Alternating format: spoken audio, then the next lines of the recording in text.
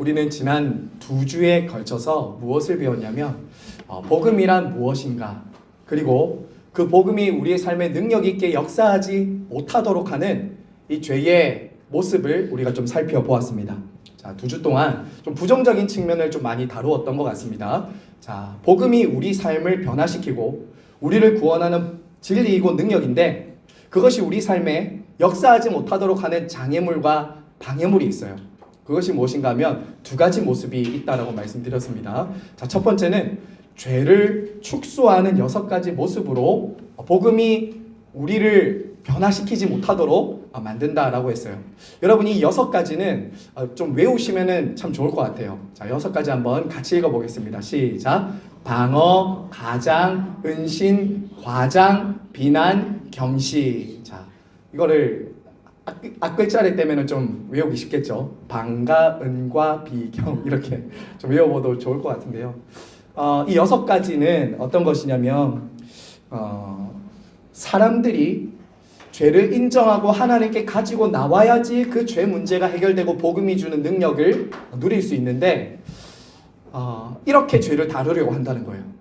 하나님 앞에 죄를 그대로 가지고 나와서 그 죄를 하나님 앞에 인정하고 고백함으로 이 죄를 다루고 해결해야 되는데, 이 6가지의 모습으로 자꾸 죄를 축소시키고 죄를 다루려고 하기 때문에 사람들 안에는 죄가 다루어지지 않고 겉으로는 이렇게 그렇지 않은 것처럼 보이지만 속에는 여전히 이런 것들 때문에 복음이 우리 삶을 변화시키지 못한다라는 것입니다.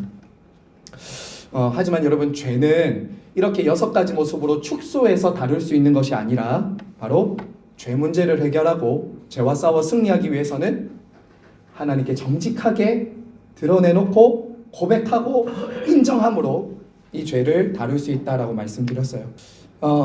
그리고 우리가 지난주에 또 하나 보았던 것은 이 복음이 우리 안에 역사하는 것을 방해하는 또 다른 위선의 잘못을 보았습니다. 위선. 자, 위선에는 핵심은 3가지가 있었습니다. 우리 한번 이것도 같이 읽어볼까요? 시작. 언행, 불일치, 외식, 자기의 영광을 구함. 말과 행동이 다르고, 그리고 사람에게 보이려고 하는 모습과 하나님의 영광이 아니라 자기 영광을 구하는 이런 위선의 모습이 또한 복음이 우리 안에 역사하는 것을 가로막는 장애물입니다. 그리고 이 밑에 나오는 이 위선의 3가지 모습은 다 어디서 뿌리를 두고 있냐면 자기의에서 뿌리를 두고 있다고 했어요. 자기의예요. 그리스도의 의를 붙잡지 않고 자기 행위로 사람들과 하나님께 받아들여지려고 하는 그 자기의가 이 위선의 3가지 모습을 만들어낸다라고 말씀을 드렸습니다. 성도 여러분, 사실 죄로 타락한 모든 사람들은 이 거룩하신 하나님 앞에 정직하게 자기를 보지 못한다고 했습니다. 그렇죠? 죄로 타락한 모든 사람들은 거룩하신 하나님 앞에 서기 전까지는 자기 자신을 정직하게 보지 못해요. 아담과 하와가 하나님 앞에 숨고 그리고 무화과 잎으로 자기를 가리려고 한 것처럼 타락한 모든 인간들은 그처럼 하나님 앞에 자기를 정직하게 내어놓고 자기의 죄를 인정하고 나오기보다는 숨고 감추고 가리고 축소시켜서 이 죄를 다루려고 한다라는 거죠. 자, 그래서 지난주에 우리가 이런 자기의가 만들어낸 잘못된 12가지 모습을 우리가 좀 살펴보았죠. 기억나십니까? 12가지 모습. 참 다양하게 우리는 자기의로 다른 사람들을 속이고 판단하고 평가하고 비난해요. 그러니까 이렇게 철저하게 이런 자기의에 기반해서 자기 기준으로 다른 사람들을 평가하고 판단하고 비교하고 이렇게 하는 것이죠. 자, 하지만 여러분, 이런 것으로 우리가 하나님 앞에서나 사람 앞에서 의롭다함을 얻을 수 있다고 했습니까? 없다고 했습니까? 없다고 했습니다. 왜냐하면 이런 모든 자기를 중심으로 한 의에서는 하나님 앞에서는 더러운 옷과 같다고 했죠. 더러운 옷과 같은 것이 바로 이러한 모습이기 때문이에요. 이러한 인간 중심의 자기 중심적인 의로는 하나님 앞에 설 수가 없어요. 시드는 잎사귀처럼 더러운 것이라고 할 수 있는 것이죠. 자, 그러면 우리가 어떻게 하면 이런 더러운 옷과 같은 자기 의를 내려놓고 위선을 벗어버리고 참된 경건과 겸손을 열매를 맺을 수 있다고 했죠. 어떻게 하면 이런 자기의를 내려놓고 참된 경건과 겸손의 열매를 맺을 수 있는가? 바로 자기의가 아니라 예수 그리스도께서 성취하시고 예수님을 믿는 자들에게 하나님께서 선언해 주시는 그분의 의로 인해서 우리는 참된 경건과 겸손의 열매를 맺을 수 있다라고 말씀드렸어요. 자, 여러분, 우리는 이러한 의로, 이러한 행위로 하나님 앞에 옳게 혹은 사람들 앞에 인정받고 싶어 하지만 복음은 우리들에게 이렇게 말한다고 했습니다. 복음은 하나님께서 우리를 온전히 기뻐하신다. 누구 안에서? 예수 그리스도 안에서 우리를 온전히 기뻐하신다. 이게 복음이라고 했어요. 우리가 어떤 자격이나 조건이나 행위를 해서 그분을 만족시켜서 그분이 나를 기뻐하시는 것이 아니라 예수 그리스도 안에서 하나님은 이미 우리를 온전히 기뻐하신다. 완전히 받아들여 주신다. 우리가 하나님을 위해 무슨 일을 해서가 아니라 그리스도께서 우리를 위해 하신 일로 인해서 하나님 우리를 완전히 기뻐하시고 받아들여 주신다. 이게 복음이라고 했어요. 복음. 여러분, 이것을 놓치면 안 됩니다. 이 복음이 중심이 아니면 우리는 계속 끊임없이 저런 자기 의로 돌아간다고요. 보여지는 의로, 자기 의로 돌아간다고요. 하지만 복음을 만날 때 사람은 진짜 안식과 자유를 얻게 됩니다. 복음을 만날 때 진짜 자유와 안식을 얻게 된다고요. 모든 위선과 행위, 더러운 옷과 같은 자기 의를 내려놓을 수 있어요. 그리고 진짜 그때부터 그리스도를 영화롭게 하는 경건과 겸손의 열매가 맺혀지게 된다는 것입니다. 자, 우리가 이제 2주에 걸쳐서 이 복음이 우리의 삶에 역사하도록 하지 못하는 이런 잘못된 2가지 부정적인 측면을 다루었다면, 이제 오늘은 긍정적이고 적극적인 측면에서 어떻게 우리가 좀 하나님 앞에 거룩한 복음의 열매를 맺을 수 있을까 한번 보겠습니다. 자, 먼저 이 질문을 좀 던지고 가야 되겠습니다. 여러분이 신앙생활을 웬만큼 오래 하셨으면 복음이라는 말을 많이 들어보셨을까요? 복음. 여러분, 복음이 필요한 이유가 뭔가요? 복음이 필요한 이유가 뭘까요? 복음. 무엇이 복음입니까? 복음이 왜 필요하죠, 우리들에게? 만약에 제가 세상 사람들에게 여러분에게 복음이 필요한 이유는 여러분이 가난하기 때문입니다. 복음은 여러분을 부자 되게 해줄 겁니다. 여러분이 지금 복음이 필요한 이유는 여러분이 지금 병들었기 때문이에요. 복음은 여러분의 병을 다 고쳐줄 것입니다. 라고 한다면 사람들은 거부감 없이 받아들일 거예요. 그렇지 않을까요? 왜냐하면 그게 별로 불편하지 않고 나의 필요와 너무 맞으니까요. 하지만 성경이 말하는 우리들에게 복음이 필요한 이유는 이것입니다. 하나님은 거룩하시고 의로운 분인데 나는 거룩하지 않고 의롭지 않다는 거예요. 우리에게 복음이 필요한 이유는 여기 있습니다. 하나님은 거룩하고 의로우시고 우리에게 완전한 의를 요구하시는데 우리들은 완전하지 않고 의롭지 않고 불의하다는 거예요. 전에도 말씀드렸다시피 인간의 제일 근원적인 문제는 무엇이냐면 죄인인 우리가 의로우신 하나님 앞에 서야 된다는 거예요. 그 의로우신 재판장 앞에 우리가 서야 된다는 거예요, 언젠간. 그리고 그 심판대 앞에서 저와 여러분에게 요구하는 것은 절대적인 기준입니다. 상대적인 기준이 아니라 절대적인 기준이에요. 하나님은 저와 여러분에게 완벽을 요구하시고 완전을 요구하세요. 그 하나님의 완벽과 완전이라는 의 앞에서 누가 설 수 있겠습니까? 우리 중 누구도 설 수 없을 거예요. 여러분, 그런데 말입니다. 인간 안에는 이 의로움과 자기 정체성에 대한 투쟁이 있어요. 이 말씀이 무슨 뜻이냐면 우리가 지금 함께 보고 있는 이 복음 중심의 삶 그 교재에 보면 3과에 이런 얘기가 있습니다. 우리 한번 밑에 제가 적어둔 거 한번 같이 읽어볼까요? 시작. 인간 내면의 근원에는 의로움과 정체성에 대한 투쟁이 있다. 인간 내면의 근원에는 의로움과 정체성에 대한 투쟁이 있다는 거예요. 이게 무슨 뜻이냐면 이 말은 인간마다 정도의 차이는 있긴 하지만 자신이 옳다는 것과 그로 인해 자기가 인정받고 사람들에게 받아들여지고 싶은 갈망이 있다는 거예요. 갈망. 다시 말씀드립니다. 모든 인간은 정도의 차이가 있기는 해도 모두 자기 자신이 옳다라는 것에 대해서 주장하고 싶고, 그로 인해서 다른 사람들에게 혹은 공동체에 내가 받아들여지고 싶은 그런 갈망과 투쟁이 있다는 거예요. 자, 이것을 제가 조금 더 풀어서 한번 설명해 보겠습니다. 사실 저와 여러분이 살아가는 매일의 일상은 누군가로부터 인정받기 위해 노력하는 삶이라고 할 수 있습니다. 그렇죠? 부모님은 회사에서 좋은 실적을 내서 누구에게 인정받습니까? 상사나 사장에게 인정을 받아야 됩니다. 학생은 좋은 성적을 내서 부모님과 선생님에게 인정을 받고 싶어 합니다.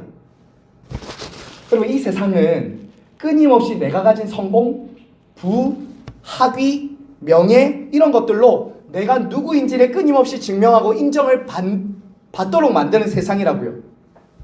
내가 누구인지 나를 끊임없이 증명해야 됩니다. 내가 가진 성공이나 부나 학위나 스펙이나 내가 남보다 조금 더 잘하는 어떤 착한 행동이나 이런 걸로 끊임없이 나를 증명해야 되고, 나의 의로움을, 내가 옳다는 것을 증명해내야 된다고요.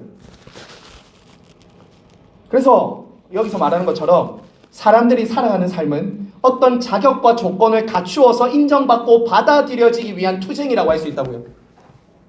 신앙생활도 그렇게 할 수 있습니다.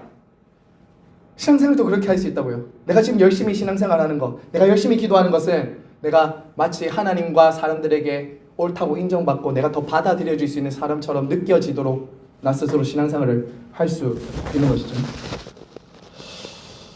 그리고 이런 인간 안에 있는 이런 의로움과 정체성에 대한 투쟁은 어디까지 나아가냐면 결국에는 하나님께 내가 인정받고 받아들여지는 데까지 나아갑니다.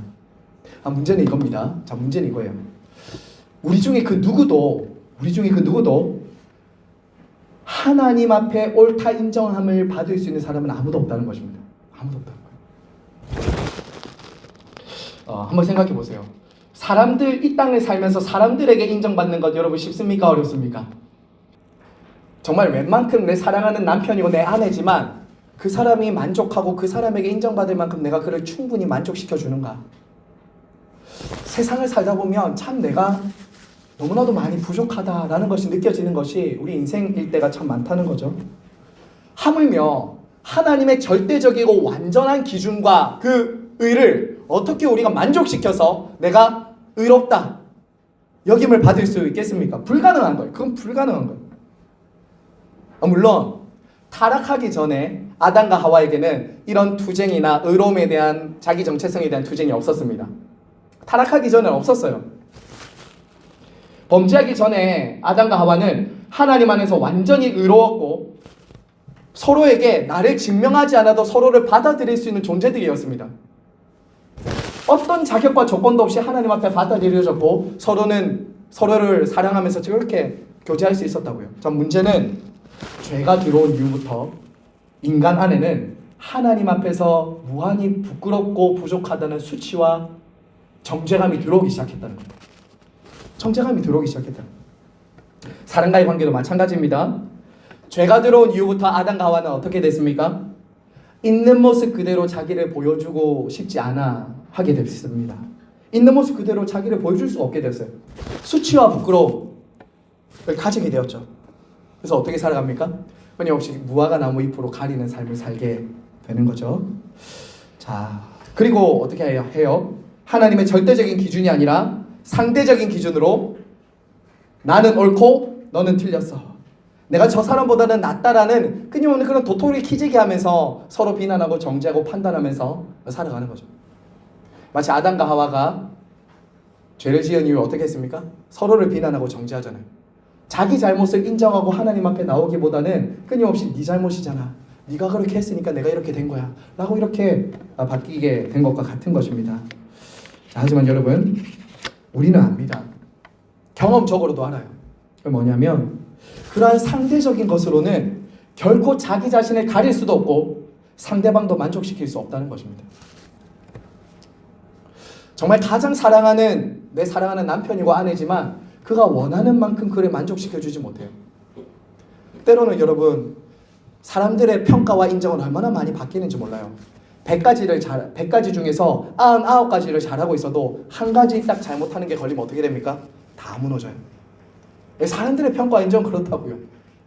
네가 그럴 줄 몰랐다 하면서 앞에 있는 99가지 잘한 건 아무것도 아니에요. 한 가지 딱 잘못한 거 딱 걸리면 어떻게 됩니까? 그걸 끊임없이 물고 늘어지죠. 여러분, 그래서 저와 여러분에게 필요한 게 무엇인가? 제가 말씀드렸죠. 복음이 필요한 거예요.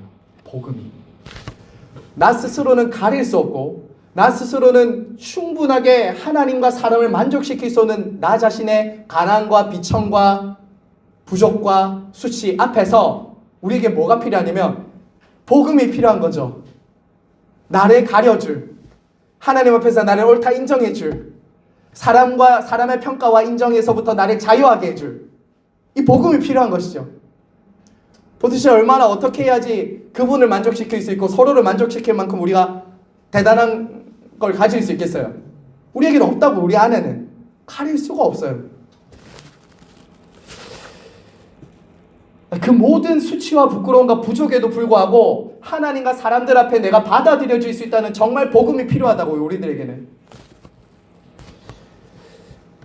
자, 그래서 이제 이 서론을 넘어가면서 그럼 복음이 도대체 어떤 것이길래 이처럼 놀라운 변화를 가지고 오게 하는 것일까요?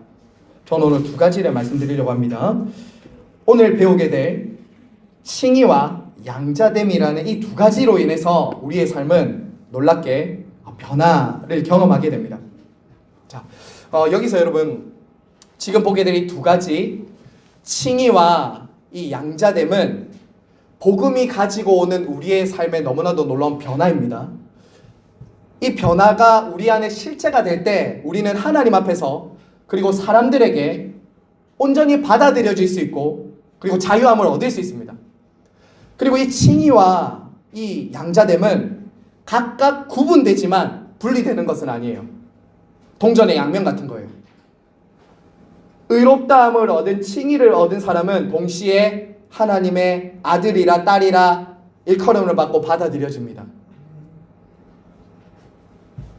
그리고 이 두 가지는요, 여러분 꼭 기억하셔야 될 게 하나 더 있습니다. 이것은 신분의 변화입니다.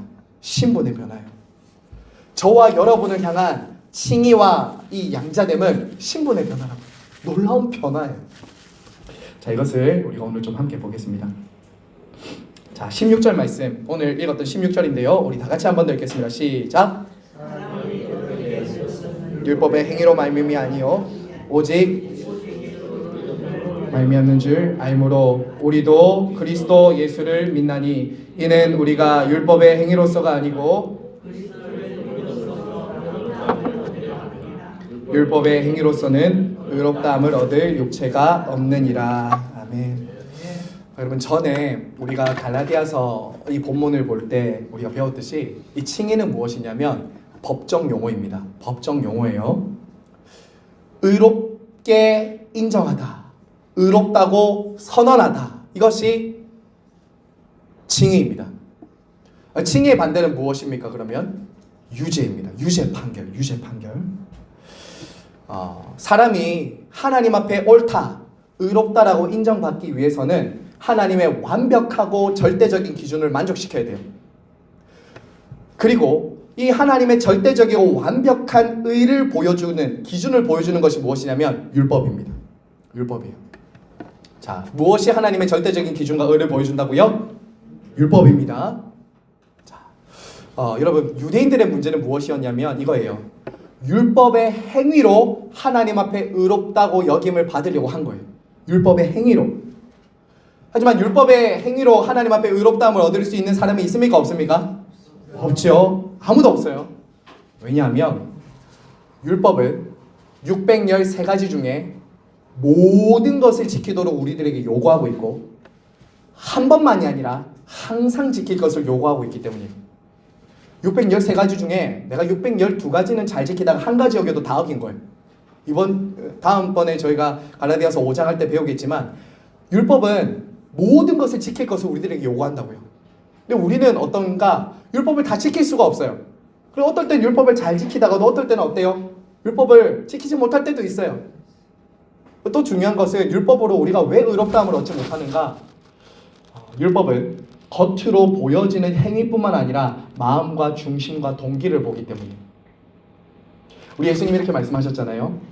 살인하지 말라 하는 것을 너희가 들었거니와 마음으로 미워하면 살인했다.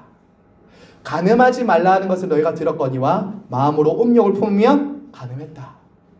자, 그러니 누가 이 율법의 요구를 다 충족시켜서 하나님 앞에 의롭다함을 얻을 수 있겠습니까? 아무도 없는 거예요.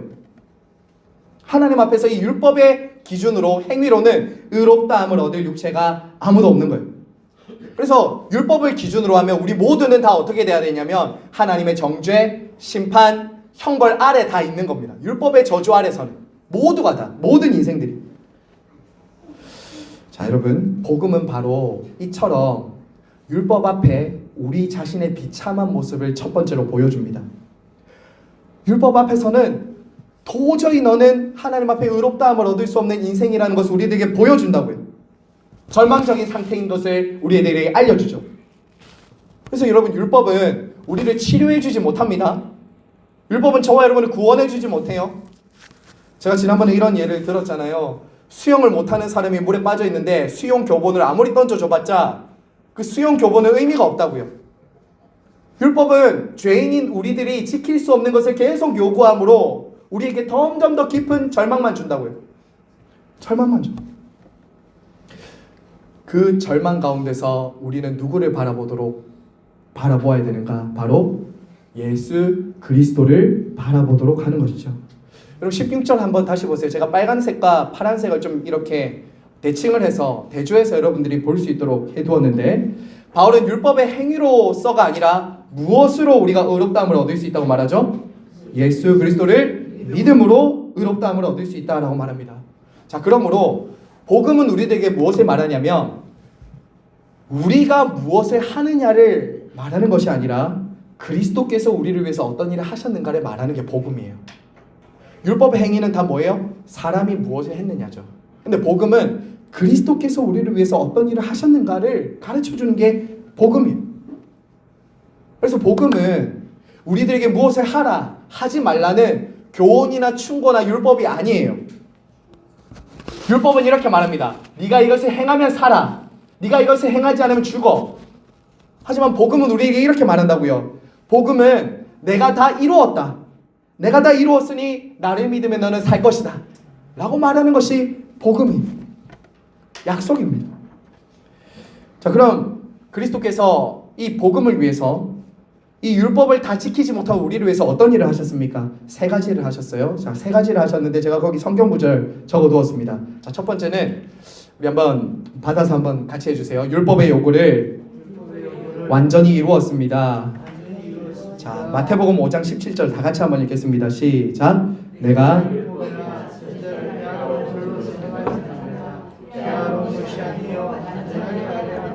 자, 여러분, 예수님은 성부 하나님과 함께 율법을 만드신 분이세요. 율법을 직접 제정하신 분이라고요. 그런 분이 율법에 순종할 만한 의무가 아무것도 없으신 그분께서 저와 여러분을 위해서 율법을 완전히 완벽하게 이 땅에 오셔서 순종하셨다고요. 그리고 예수님은 죄가 있으십니까? 없으십니까? 죄가 없으신 분으로서 마음과 동기와 중심으로도 하나님의 법을 완전히 성취하신 것이죠. 왜요? 왜 예수님이 율법을 만드신 분이 저와 왜 그렇게 율법을 요구를 이루시고 순종하셔야 됐습니까? 저와 여러분이 순종하지 못한 것을 대신 행하신 것이죠. 대신 순종하신 거예요. 자, 두 번째, 예수님은 우리를 대신해서 율법에 순종하셨을 뿐만 아니라 이것도 한 번 더 받아서 해주세요. 율법의 저주를 대신 담당하셨습니다. 여러분 밑에 있는 로마서 3장 24절 우리 한 번 더 같이 읽겠습니다. 시작. 그리스도 예수 안에 있는 성령으로 말미암아 하나님의 은혜로 값없이 의롭다 하심을 얻은 자 되었느니라. 예수님은 율법의 요구를 완벽하게 순종하셨을 뿐만 아니라 우리를 대신해서 우리가 받아야 돼, 우리가 지키지 못해서 하나님께 저주와 형벌과 심판받아야 될 우리를 대신해서 그분은 저주와 형벌을 받으셨어요. 그것도 가장 끔찍한 십자가에서. 십자가가 그 당시 로마인들에게는 가장 참혹한 죄수가 달리는 형틀이었다는 건 아시죠?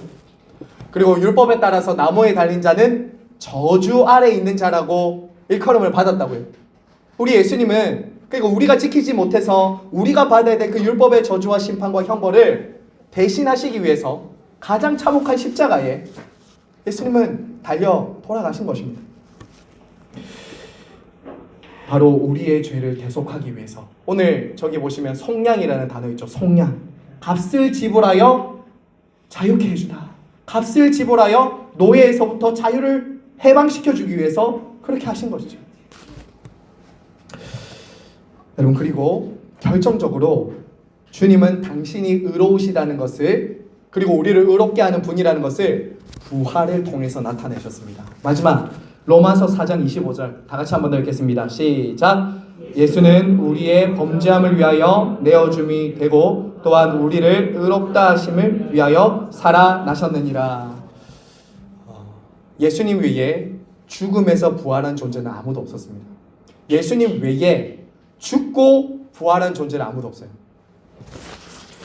그분은 죄가 없으시기 때문에 그분의 부활은 무죄 선언이었습니다.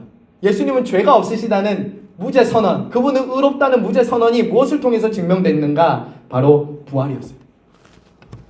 부활이에요. 종교 지도자들은 예수님을 율법을 어긴 자라고 정죄하고 십자가를 못 박았습니다. 예수님의 십자가 주변에 둘러선 많은 사람들은 그가 죄인이라고 손가락질했어요. 하지만 예수님의 부활은 그분이 무죄하고 의롭다는 것에 대한 하나님의 선언이었어요. 그분의 선언이었어요. 자, 이제 이처럼 율법의 요구를 다 이루시고 율법의 저주를 우리 대신해서 다 담당하신 예수 그리스도를 믿음으로 저와 여러분은 어떻게 될 수 있다고요? 의롭게 여김받고 하나님께 받아들여지게 됐다고요. 하나님은 이제 우리가 어떤 행위를, 우리가 어떤 자격을, 조건을 갖추어서 하나님 앞에 의롭다함을 얻는 것이 아니라 예수님을 믿는 저와 여러분에게 아무 자격과 조건 없이 이렇게 선언하신다고요. 너는 무죄다. 너는 죄가 없다. 너는 의롭다라고 선언해 주시는 거예요. 여러분, 그래서 칭의는, 자, 이거 중요합니다. 경험의, 저와 여러분의 어떤 상태나 경험적인 변화가 아니라 신분의 변화라고요. 신분의 변화. 자, 이것을 조금 더 쉽게 얘기하면 저와 여러분이 의로워졌기 때문에 칭의, 의롭다고 선언받는 것이 아니라 저와 여러분은 의롭지 않지만 예수 그리스도로 인해서 하나님이 의롭다고 선언해 주시는 거라고요.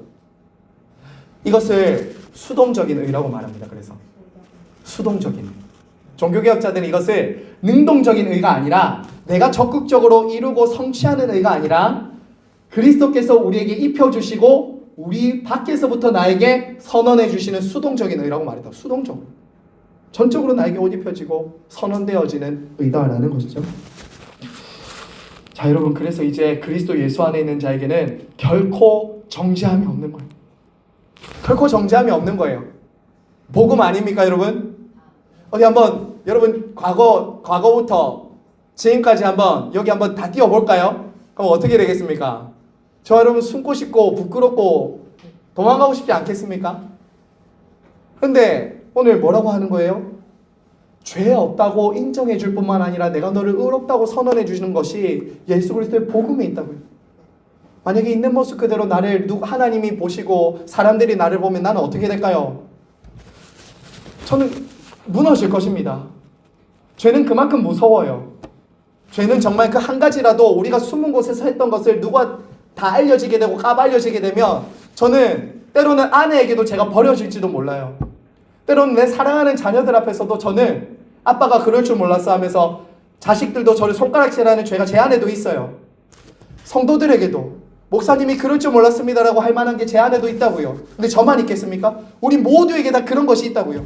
그런데 우리가 어떻게 죄 없다고 여김받고 어떻게 옳다고 인정받을 수 있냐고요?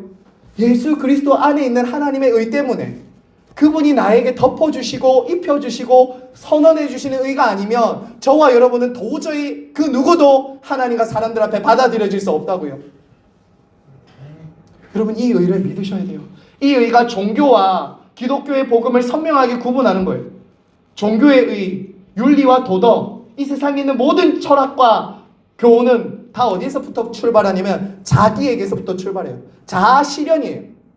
내게서부터 시작해요. 내가 적극적으로 이루고 성취하는 의예요. 하지만 그것은 하나님도 사람들 앞에서도 언젠가는 다 들통납니다. 항상 그럴 수가 없기 때문에. 여러분, 그렇기 때문에 여러분 꼭 제가 적용을 드리면서 넘어가고자 하는데요. 예수 그리스도 안에서 의롭다함을 얻은 저와 여러분이 이제 더 이상 나의 행위, 나의 직분, 나의 경건, 나의 봉사, 나의 신앙의 연수로 자기를 증명하려고 하지 않아도 된다고요. 그것으로 자꾸 포장하고 자기를 높이려고 하는 것이 문제예요. 진짜 복음을 만나고 그리스도의 의로 덧입혀진 사람은 자기를 오히려 숨기고 그리스도를 자꾸 드러내고 그분을 영화롭게 하고 싶어 한다고요. 나는 자격 없는데 그분이 나를 덧입혀줬습니다. 여러분, 참된 성도는 꼭 기억하세요. 그리스도 외에는 나의 의가 없기 때문에 날마다 그리스도를 의지하고 사랑하고 그분을 드러내고 싶어 한다고요. 자기를 증명하려고 하지 않아요. 자기의 의를 높이지 않는다고요. 이것이 복음을 믿는 저와 여러분에게 일어나는 놀라운 변화입니다.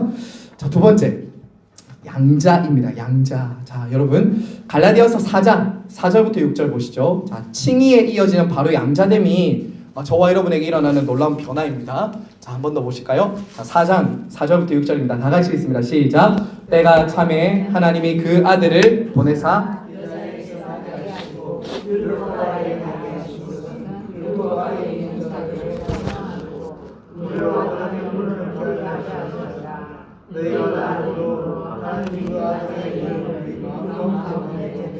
아빠, 아버지라고 부르게 하셨느니라. 자, 여러분, 복음이 가지고 오는 너무나도 놀라운 변화는 바로 저와 여러분이 하나님의 자녀가 되었다는 거예요. 자녀가 되었다. 복음은 저와 여러분을 단지 죄 없다라고만 말하는 것이 아니라 의롭다고만 선언해 주시는 것이 아니라 바로 저와 여러분이 이제는 하나님의 사랑받는 자녀다. 너는 내 아들이고 내 딸이다 라고 말하는 거예요. 쉽게 말해서 예수님을 믿고 의롭다함을 받은 사람들은 하나님과 새로운 관계 가운데 들어가요. 하나님과 새로운 관계 가운데 들어가요. 새로운 신분이 주어진다고요. 그전에는 죄인이었어요. 이제는 의인입니다. 그전에는 하나님의 원수였어요. 그런데 지금 어떻게 된다고요? 하나님의 자녀가 된다고. 여러분, 하나님을 아버지, 하나님이 나의 아버지라는 것은 그만큼 우리가 하나님과 친밀한 관계 가운데 들어갔다는 거예요.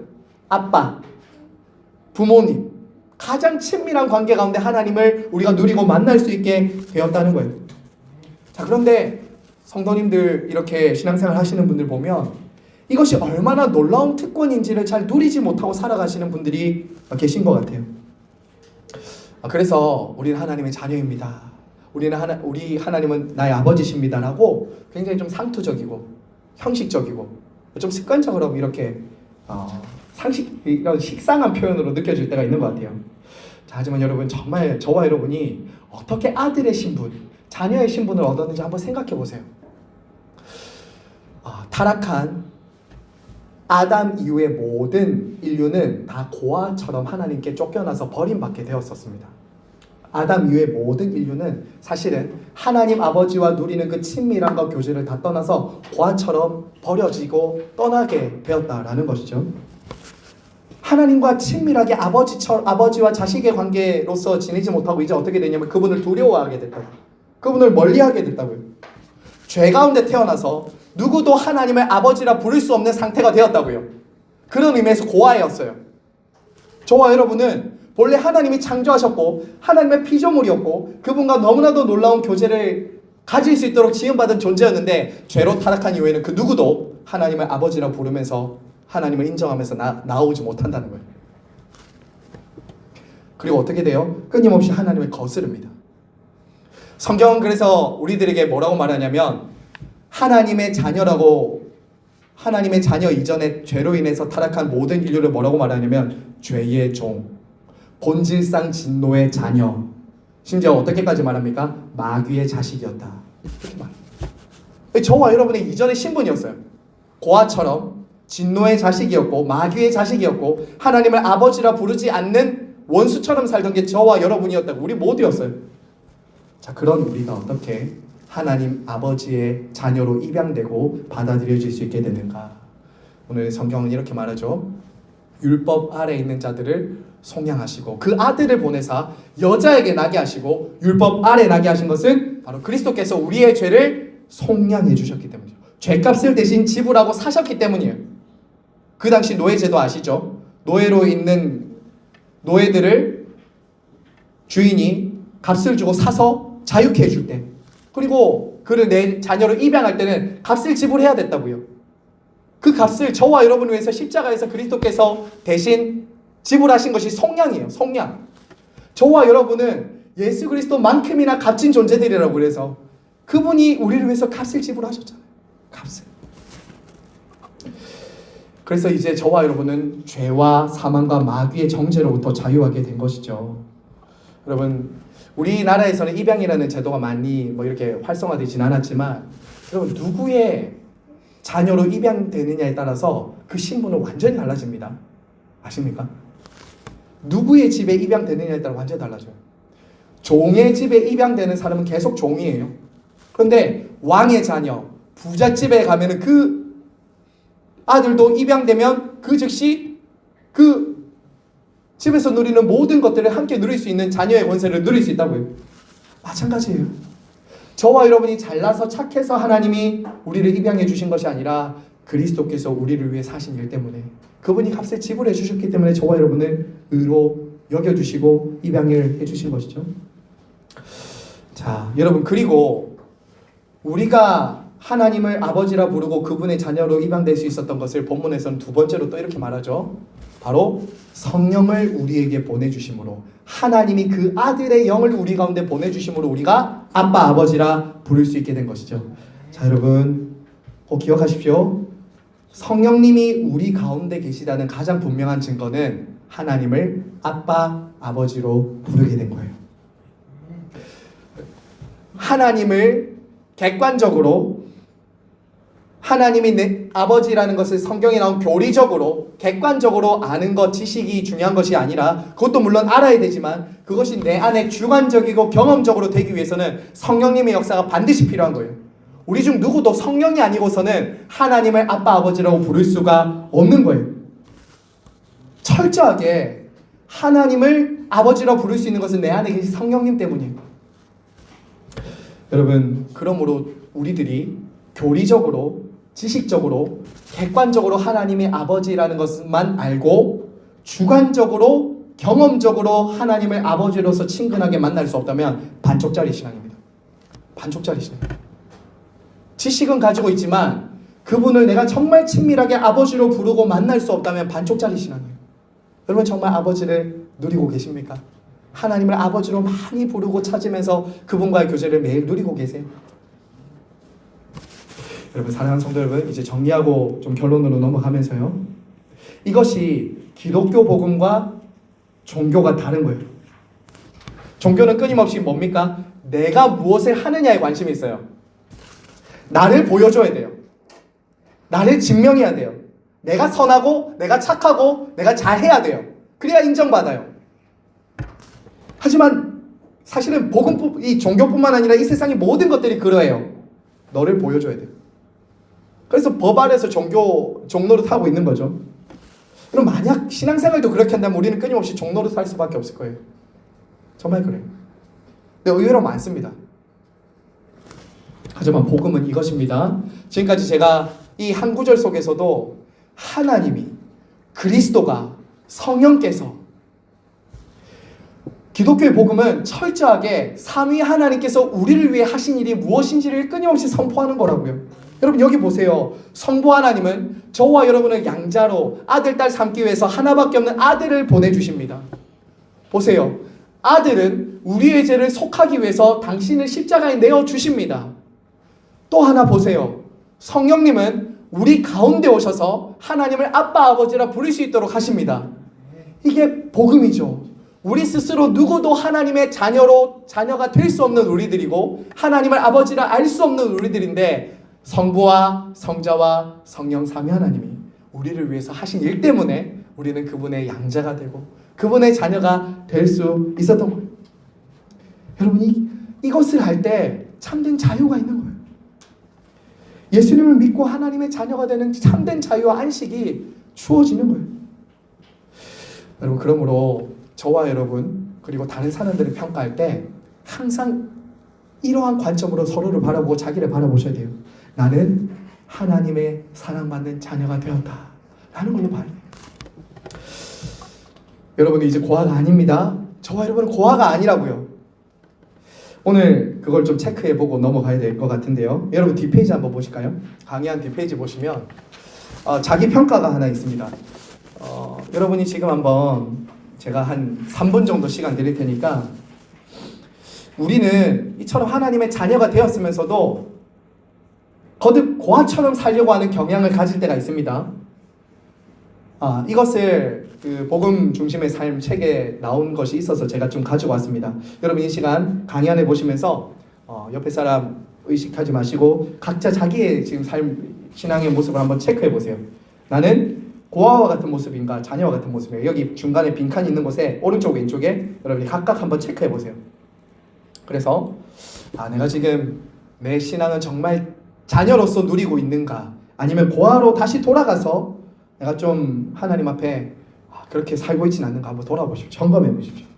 한번 3분 정도 시간을 드리고 체크리스트를 체크한 다음에 우리 같이 결론을 하면서 마무리하겠습니다.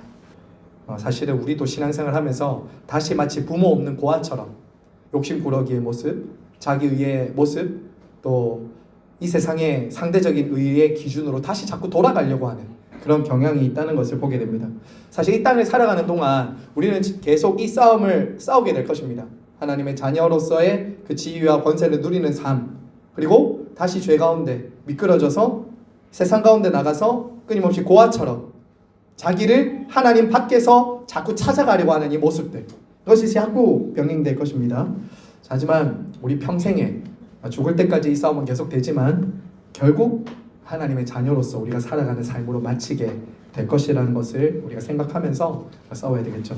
자, 이제 결론입니다. 자, 세 번째 결론을 하고 기도의 자리로 나갑니다. 세 번째 결론은 이렇게 좀 정리하고 싶습니다. 우리 같이 한번 읽어볼까요? 시작. 날마다 회개하고 자신에게 복음을 선포하라. 날마다 회개하고 자신에게 복음을 선포하라. 저와 여러분이 지금 칭의와 양자됨에 대해서 배웠습니다. 자, 칭의와 양자됨을 우리가 날마다 내 삶에서 누리려면 그럼 어떻게 해야 되는가? 바로 회개와 자기 자신에게 날마다 복음을 선포함으로 이 칭의와 양자됨을 누릴 수 있어요. 그냥 머리로서 아는 지식이 아니라, 정보가 아니라 진짜 내 삶에 날마다 이 칭의와 양자됨의 은혜를 누리려면 회개하고 복음을 선포해야 돼요. 자기 자신에게. 여러분, 회개가 무엇입니까? 회개. 역시 세가족반 하신 분들은 다릅니다. 맞아요. 우리는 회개하면 주로 자꾸 눈물을 흘리면서 회개 기도하는 것을 많이 떠올립니다. 후회하고 자기 잘못을 고백하는 것, 어떤 특정한 죄들을 하나님 앞에 일일이 다 고백하고 말하는 것을 회개라고 생각해요. 하지만 여러분, 물론 자백도 회개의 하나의 부분에 포함되어 있긴 합니다. 하지만 회개는 돌이킴이에요. 회개는 돌이키는 거예요. 무엇에서 돌이킵니까? 자기 의를 주장하던 삶에서 돌이키는 거예요. 자기 중심적인 삶에서 돌이키는 거예요. 자기 경험, 자기 의, 자기 생각, 여기서부터 돌이키는 거예요.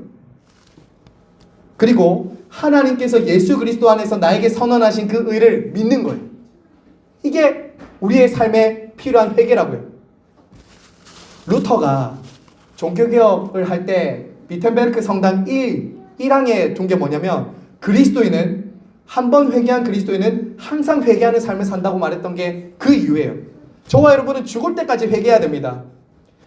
하나님은 자녀의 신분을 주셨는데 계속 고아처럼 살아가려고 하는 우리들 안에 있는 이 본성과 나쁜 자기의에서 계속 돌아가야 돼요. 하나님께로 계속 돌아가야 돼요. 이 회개가 계속 있으셔야 됩니다. 매일 있어야 돼요.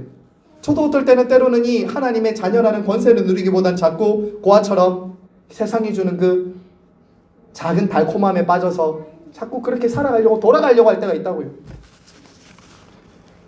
여러분, 회개해야 됩니다. 정말 날마다 하나님께 돌아가야 돼요. 그리고 두 번째는 무엇이냐면 복음을 선포해야 돼요. 회개만으로는 되지 않아요. 그냥 계속 돌아가는 걸로만 끝나지 않는다고요. 그것은 뭐냐? 복음을 자기에게 선포해야 돼요. 복음을. 제가 왜 지금 이것을 말씀드리냐면요, 여러분, 칭의와 양자됨을 우리가 배웠지만, 여러분 솔직히 저와 여러분의 모습을 볼 때 여러분 어떨 때가 많습니까? 한없이 부족한 것을 느낄 때가 많아요. 오늘도, 내일도, 죽을 때까지. 그래서 우리에게 어떤 느낌이 드냐면, 하나님도 나를 싫어하는 것은 아닐까? 나도 나를 볼 때 형편없고 엉망인데 하나님도, 사람들도 나를 볼 때 나를 싫어하지 않을까? 신앙생활 오래 해도 이런 근심을 가질 때가 있다고요. 불안하고 두려울 때가 있습니다. 사탄은 그런 우리를 굉장히 정죄할 것입니다. 사탄은 우리를 정죄한다고요. 공격합니다. 이렇게요. 야, 네가 의롭다함을 받았는데 그렇게 살아? 네가 하나님의 자녀라고 말하면서 네가 그렇게 해도 돼? 하나님이 너를 그렇게 사랑하시겠어? 그런데 네가 의인이라고? 너는 죄인이잖아 라고 사탄은 우리를 그렇게 정죄하고 심판할 거라고요. 계속. 그럴 때 필요한 게 뭐라고요? 복음이에요. 그럴 때 우리에게 필요한 게 복음이라고요. 마틴 로이드 존스는 그래서 이렇게 말했잖아요. 자기 자신에게 복음을 설교하라고요. 자기 자신에게 복음을 설교해라. 네가 성도냐? 네가 목사냐? 네가 그래도 집사냐? 라고 그렇게 계속 화살을 쏘아댈 때 그걸 계속 맞고, 그래 맞아 나는 그런 사람이지, 이렇게 하고 있을 게 아니라 복음을 선포하라고. 복음 안에 주신 하나님의 의를, 복음 안에서 주신 새로운 정체성을 끊임없이 선포해야 된다고요. 그래야 일어난다고요. 만약에 여러분이 만약에 자기 자신 안에서 이런 확신과 의로움을 찾으려고 한다면 죽을 때까지 못 찾습니다. 구원의 확신은 자기 자신을 바라보면서 찾는 게 아니에요. 하나님과 예수 그리스도께서 하신 일을 주목하고 바라볼 때 우리 안에 구원의 확신은 주어지지, 평생 죽을 때까지 나 자신이나 옆에 사람 보면서 내가 조금 더 낫지 우월감이나 열등감에 빠져 있으면 죽을 때까지 우리는 구원의 확신? 자녀의 영광 누릴 수가 없어요. 여러분 꼭 기억하십시오. 우리는 더 이상 나 자신에 대한 평가나 다른 사람이 나를 어떻게 보는가에 대한 평가가 아니라 예수 그리스도 안에서 하나님께서 우리들에게 하신 그 절대적인 의에 대한 평가 안에서 우리 자신을 바라봐야 돼요. 그리고 다른 사람도 바라봐야 돼요. 그래서 사도 바울은 이렇게 말합니다. 예수 그리스도 안에서 의롭다함을 받은 성도들의 무한한 자유와 영광에 대해서 이렇게 말합니다. 이것은 강의 안에 없지만 제가 마지막에 한번 좀 이렇게 정리해봤어요. 우리 한번 빨간 글자 같이 한번 더 큰 소리로 읽습니다. 시작. 누가 능히 하나님께서 택하신 자들을 고발하리요? 의롭다 하신 이는 하나님이시니 누가 정죄하리요? 여러분 이것을 여러분이 자주 암송하고 묵상하시면서 기도의 자리 나가세요. 저는 제 마음이 무너질 때, 네가 그러고도 하나님 앞에 나아갈 수 있냐? 네가 그러고도 목사야? 네가 그러고도 하나님의 자녀이고 네가 의롭다함을 받은 사람이야? 라는 정죄와 화살들이 날아올 때 이 말씀을 가지고 하나님 옆에 고백합니다. 하나님 아십니다. 누가 능히 하나님 택하신 자들을 고발할 수 있겠어요? 누가 정죄할 수 있겠어요? 의롭다고 하신 이는 하나님이신데, 이것을 주장하는 거예요. 이것을 믿음으로 나 자신에게 선포하는 거예요. 그리고 하나님 앞에 나아가는 것이죠. 여러분 꼭 기억하십시오. 이제 저와 여러분은 자기 자신을 보는 것이 아니라 나를 의롭다고 하신 예수 그리스도를 바라봐야 됩니다. 나를 자녀 삼기 위해서 당신이 하늘 보좌에서 쫓겨나가시고 버림받으신 하나님의 아들을 바라보시면서 하나님 아버지께 나아가셔야 된다고요. 그렇게 할 때 저와 여러분에게는 이 누가 정죄하리요? 의롭다 하신 분은 하나님이시니, 이 말씀이 우리들에게 이루어질 것입니다. 여러분 마지막 고린도전서 1장 30절 말씀, 이 복음을 여러분에게 선포하시면서 우리 기도의 자리로 나아갑시다. 고린도전서 1장 30절입니다. 시작. 너희는 하나님으로부터 나서 그리스도 예수 안에 있고 예수는 하나님으로부터 나와서 우리에게 지혜와 의로움과 거룩함과 구원함이 되셨으니. 아멘. 날마다 이 복음을 통해서 우리를 의롭다 하시고 자녀된 특권을 주신 하나님의 은혜에 감사하시며 살아가시는 우리 모두가 되길 간절히 바라고 소망합니다.